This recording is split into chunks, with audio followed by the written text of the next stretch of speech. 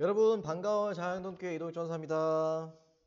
자, 오늘 D형 큐티 이제 마지막 시간입니다. 이 큐티를 알아가요의 마지막 시간이에요.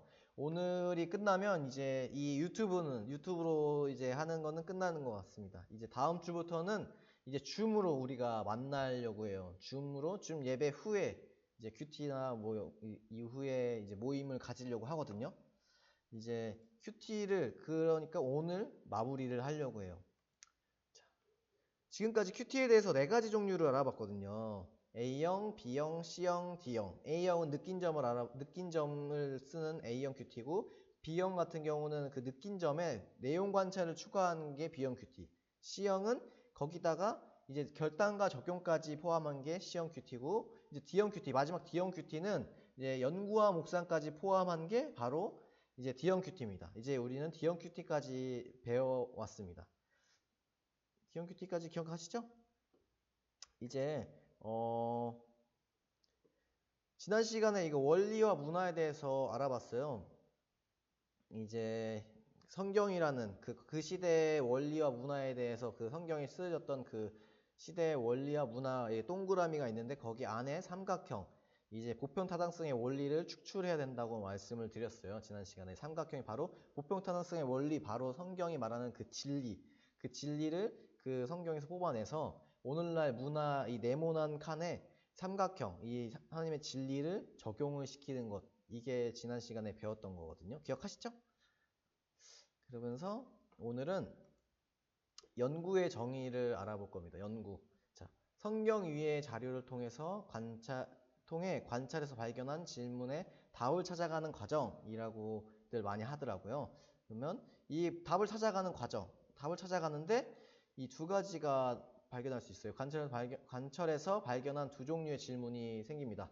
본문 안에서 답을 발견한 경우와 본문 안에서 답을 발견하지 못하는 경우가 생겨납니다. 그렇기 때문에 우리는 이제 이렇게 연구를 말할 수 있을 것 같아요. 본문 안에서 내가 발견한 답을 확인하고 내가 발견하지 못한 답을 찾아가는 과정이 바로 이제 연구다라고 할 수 있습니다. 그러니까 우리가 단계를 다 거치지 않아도 성경을 읽다가 뭐 잘 모르는 것이 나오면 무조건 질문을 해서 뭔가를 더 찾아볼 수 있고 더 알아보는 그런 과정이 바로 연구라는 거죠. 그래서 연구라는 것이 어떻게 보면 성경 외에 2차 자료를 통해서 성경이 바른 것인지 내가 바른 해석을 했는지에 대해서 확인하는 과정이까지 포함되는 것입니다. 이렇게 해야지 성경의 해석이 점점 더 바른 해석을 할 수 있는 거죠. 이렇게 하지 않게 되면은 이게 내가 해석한 것이 맞는지 틀리는지도 모르고 넘어갈 수가 있어요. 그렇기 때문에 이 큐티를 할 때 이 과정이 되게 정말 중요해요. 이게 내가 은혜를 받았어. 이 본문을 통해서 은혜를 받았어. 그러면 이것은 맞는 해석이고, 내가 이 해석을 통해서 은혜를 받지 않았어. 그럼 이거 맞지 않는 해석이야. 이렇게 생각해서는 안 됩니다. 이것은 하나님께서 말씀하신 그 진리가 있는데 그 진리를 이제 확인해 봐야하는, 이제 그것을 성경 위에 2차 자료를 통해서 확인을 해 봐야 하는 거죠. 그래서 이제 우리는 삶의 분별력을 가질 수 있도록 이제 성경을 통해서 성경이나 성경 외의 2차 자료를 통해서 알아봐야 하는 거죠. 그래서 연구라는 것은 내가 이제 연구를 통해서 이제 자의적 해석, 내 마음대로 내가 그냥 하는 해석이 아니라 그런 해석을 막는 것입니다. 연구를 통해서. D형 큐티는 내가 이제 큐티를 한 것이 맞는지 내가 몰랐던 부분을 통해서 연구를 통해서 확인하는 성경 위에 2차 자료가 필요한 거죠. 이 자료를 통해서 확인하는 과정, 이 과정들을 통해서 연구라고 하는 거죠. 연구라고 합니다. 그러니까 이 연구를 위한 자료들이 필요해요. 자, 연구를 하기 위해서 필요한 자료, 바로 여기서는 성경사전이 필요합니다. 성경사전. 자, 우리가 어떻게 보면 영어 공부를 할 때 우리가 영어를 모르니까 이제 사전을 두고 이제 영어로 공부하잖아요. 그런 것처럼 우리도 성경 공부를 시작해야 하는데 사전을 가지고 있지 않고 시작을 합니다. 그렇기 때문에 뭐 어렵다고도 하고 하는데, 당연히 이제 사전을 가지고 이제 성경 공부도 사전을 가지고 공부를 하면은 정말로 유익하고 정말 쉽게 접근할 수 있습니다. 단순히 성경 읽는 것이 어렵다고 하는 그런 분들한테는 이제 사전이 꼭 필요한 거죠. 그렇기 때문에 우리들은 이런 2차 자료들이 필요로 한 거죠. 성경 사전에 정말로 도움을 받을 수 있습니다. 인터넷 같은 데 들어가면 성경 사전이 있고 뭐 서점에 가서 구할 수도 있고요. 저도 집에서 성경 사전을 가지고 있거든요. 그래서 필요할 때마다 성경 사전을 찾아보고 그런 식으로 도움을 받습니다. 근데 이제 인터넷 가서 인터넷 가서 지식인 같은 데는 조심하셔야 돼요. 이단들이 많이 있기 때문에, 이단들이 뭐 댓글을 많이 달았기 때문에 그런 데 조심하시고 궁금한 거 있으면 저한테 물어보시거나 목사님한테 물어보시는 것도 정말로 좋을 것 같네요. 그렇기 때문에 이제 이 예시를 한번 들어볼게요. 이제 출애굽기 29장 40절인데요.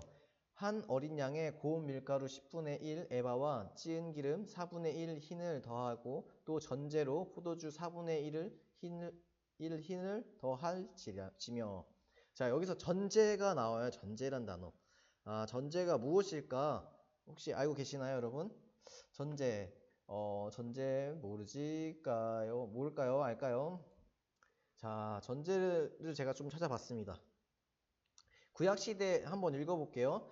구약시대 제사 방법의 하나로 피를 상징하는 포도주를 붓는 의식을 말한다. 제물을 제단에 올려놓고 물사르기 전에 그 제물 위에 포도주를 붓는 의식이었다. 근데 바울은 성도들의 신앙 성장을 위해 자신의 생명까지도 기꺼이 바치겠다는 의미로 이 단어를 사용하였다. 이 부분이 바로 빌립보서 2장 17절이랑 디모데 후서 4장 6절에 나오거든요. 이제 바울은 이게 바로 전제란 게 바로 제사, 의식을 말하고 있는 겁니다. 이제 근데 이 제사를 바울은 이제 기억을 하면서 이제 이렇게 적용을 앞에 밑에서 말한 것처럼 적용을 한 거죠. 이제 성도들의 신앙 성장을 위해 자기 생명까지도 기꺼이 했다는 의미로서 그 단어를 사용하고 있는 겁니다. 사도 바울은 전제라는 것은 어떻게 보면 제사를 보고 구약을 읽으면 단순히 그냥 구약을 읽는 것이 아니라 이 구약 속에 있는 그 진리, 보편 타당한 신앙의 원리, 그 진리를 뽑아서 자신의 삶에 적용을 한 거죠. 이제 부어지는 제사가 내 인생에 하나님 앞에 부어드리고 싶도록 하는 것이다. 이렇게 말하고 있는 겁니다. 그러면 그 빌립보서 2장 17절이랑 디모데 후서 4장 6절 한번 볼게요.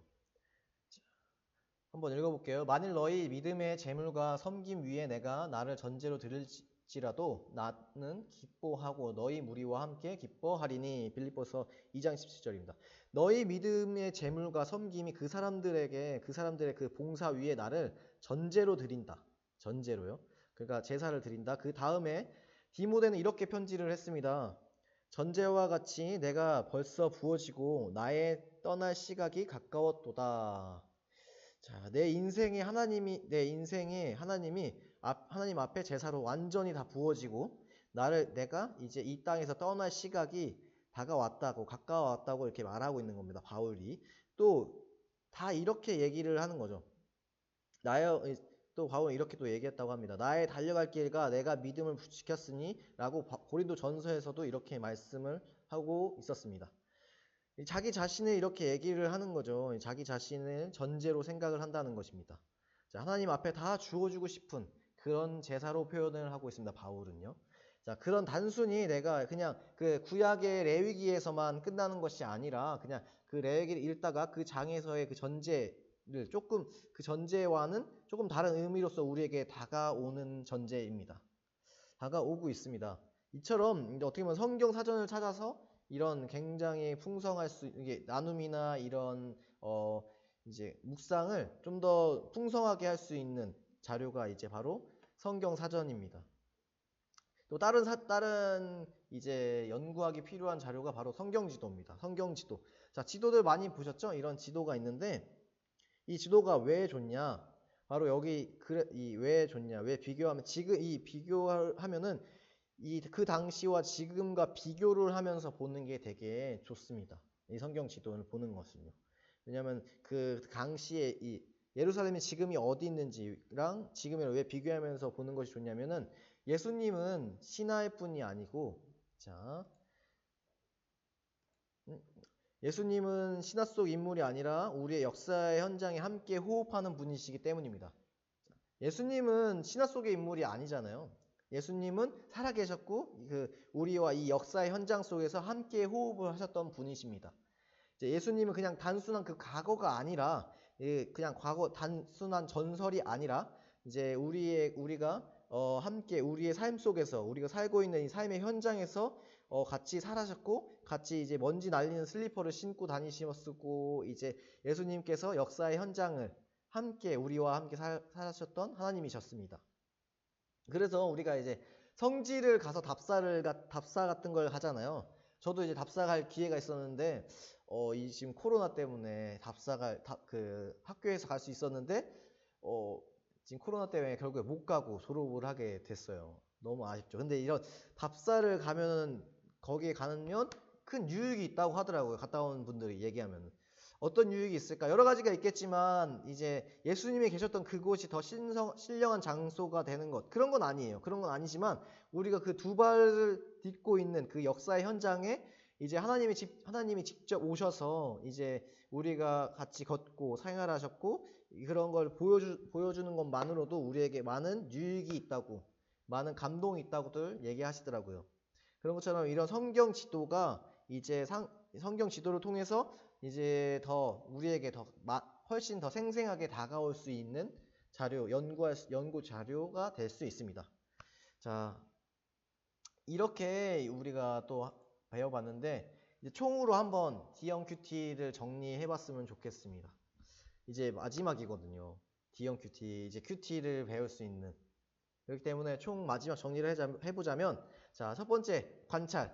내용 관찰에서 볼 수 있는 내용 관찰에서 본문에서 무엇을 보는가? 자, 첫 번째, 전체적으로 관찰하라. 전체적 문맥을 따라서 그리고 번역본으로 관찰을 해보라고 얘기할 수 있습니다. 자, 그리고 두 번째는 구체적으로 관찰하라. 관찰의 도구를 활용해라. 이 관찰의 도구가 여러 가지가 있다고 말씀드렸죠. 육하 원칙을 적용하라. 그리고 주어를 파악하고 동사에 집중하라. 그리고 접속사에 유의하라. 그리고 인과관계를 살피라. 그리고 모르는 단어와 문장, 내용을 표시하라. 이렇게 모르는 단어와 문장, 내용을 이렇게 표시하라. 어떻게 보면 여기까지가 관찰의 내용이라고 할 수 있습니다. 내용 관찰이라고 할 수 있습니다. 이때까지 뭐 A형, B형, C형 이제 이 큐티를 통해서 나오는 관찰이 이 관찰들입니다. 이 관찰을 통해서 이제 모르는 것들이 생기면 그것을 바로 질문을 하라고, 관찰을 통해서 발견한 내용을 가지고 질문하라고 얘기하고 있습니다. 이 질문, 성경을 통해서 모르는 게 솔직히 많이 나올 수 있어요. 저도 모르는 부분이 있으면 그거에 대해서 왜 이럴까 고민해보고 질문을 하는 거죠. 이 질문을 통해서 이 모르는 것들이 나오면 이제 성경을 통해서 모르는 부분이 답을 구할 수 있어요. 그리고 아예 답을 못 구하는 부분도 있고요. 이럴 때 연구와 묵상이 필요하다고 얘기를 했잖아요. 그러면서 내가 성경을 통해서 답을 구했던 부분은 이제 맞는지 제 2차 자료들을 통해서 확인을 해보는 거죠. 내가 해석하고 내가 생각한 것들이 맞는지 한 번 더 확인을 해보고 그리고 이제 내가 답을 찾지 못했던 그런 질문에 대해서는 한번 거기서 2차 자료들을 통해서 답을 찾아보는 그 과정이 필요한 거죠. 그러면서 내가 이 질문 속에서 답을 찾는 과정을 통해서 이 연구와 묵상, 두 번째 연구와 묵상이 나오는 거죠. 본문에서 무엇을 의미하는가, 연구를 통해서 질문의 답을 찾아라. 두 번째, 묵상을 통해 질문의 답을 찾아라. 그리고 세 번째, 이제 보편타당한 신앙의 원리를 찾아라. 이 보편타당한 신앙의 원리는 바로 성경이 말씀하시는 그 본문이 이야기하는 진리, 본문이 말하고자 하는 것을 찾아내는 그것을 만들어라, 원리로 만들어라, 이렇게 얘기를 하고 있는 겁니다. 어떻게 보면 보편타당성의 원리는 이제 만들어 놓으면 그 본문이 말하는 진리를 찾는다는 것이잖아요. 그 이후에 이 신앙의 원리를 만들고 나서 거기에서 오는 느낌, 그 느낌을 적어보는 거죠. 그 느낌을 적어보고 기도하는 것, 그게 바로 3번 느낌입니다. 깨달은 진리를 가지고 하나님께 충분히 기도하라. 그리고 두 번째, 이제 보편사당한 진리를 자신의 삶에 비추어 이제 느끼는 감정을 살피라. 이 느낌을 통해서 한 번 더 느껴보는 거고요. 이제 네 번째, 결단과 적용. 태도와 행동의 변화를 결단해라. 그리고 두 번째는 구체적인 행동 지침을 가지고 실천해보는 것까지 필요하다고 합니다. 그리고 다섯 번째는 소그룹 나눔입니다. 이 소그룹 나눔도 정말 중요한데요. 지금같이 코로나처럼 이제 코로나로 인해서 모일 수 없는 과정이지만 이 소그룹 나눔은 정말로 중요합니다. 이 소그룹 나눔을 통해서 이제 개인적인 적용을 에서만 멈추는 것이 아니라 여러 다른 사람들이 가지고 있는 그 적용으로 내가 가지고 있는 그 적용보다 더 넓은 다양한 적용들을 이제 알 수 있는 거죠. 내가 생각했던 거와는 다른, 내가 생각하는 건 이것뿐이었지만 다른 사람들을 통해서 적용이 더 풍성해지는 거죠. 적용할 수 있는 부분들이요. 그런 것처럼 소그룹 나눔이 더 중요하고, 또한 내가 생각한 게 잘못되었다는 것을 또한 짚어볼 수 있는 과정이 바로 소그룹 나눔입니다. 이 소그룹 나눔을 통해서 이제 어떻게 보면 내가 이 큐티 하는 것이 올바른 방향으로 갈 수 있게끔 도와주는 게 바로 소그룹 나눔입니다. 지금은 못하지만 어떻게 보면 줌이나 뭐 가까운 집에 있는 가족끼리 할 수도 있을 것 같습니다. 그런 식으로 이제 우리는 이제 소그룹 나눔, 줌을 통해서 이제 큐티를 더욱더 알아보면 좋을 것 같네요. 다음부터는 이제 이 소그룹 나눔을 어떻게 보면은 줌을 통해서 할 수 있으면 정말로 좋을 것 같네요. 이렇게 몇 주 동안 이제 큐티를 통해서 이제 이 과정을 통해서 큐티를 알아보았습니다. 이 큐티가 실제적으로 우리가 해보면서 같이 해보면 더 좋을 것 같네요. 다음 주부터는 제가 이제 줌으로 한다고 말씀을 드렸죠. 줌 예배가 있고, 다음 주부터는 줌 예배가 있고요. 줌 예배 이후에 그 모임이 있을 것 같습니다. 그때까지 우리 이 새해를 잘 맞이하고 잘 쉬었으면 좋겠고요. 또 다음 주를 또 준비하는 우리 장항동교회 중고 청년부가 되었으면 좋겠습니다. 자, 주기도문으로 오늘을 마칠게요.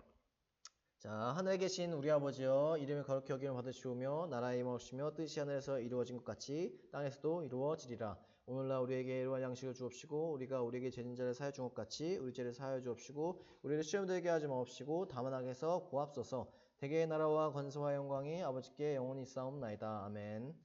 다음 주에 만나요. 다음 주엔 줌에서 봐요.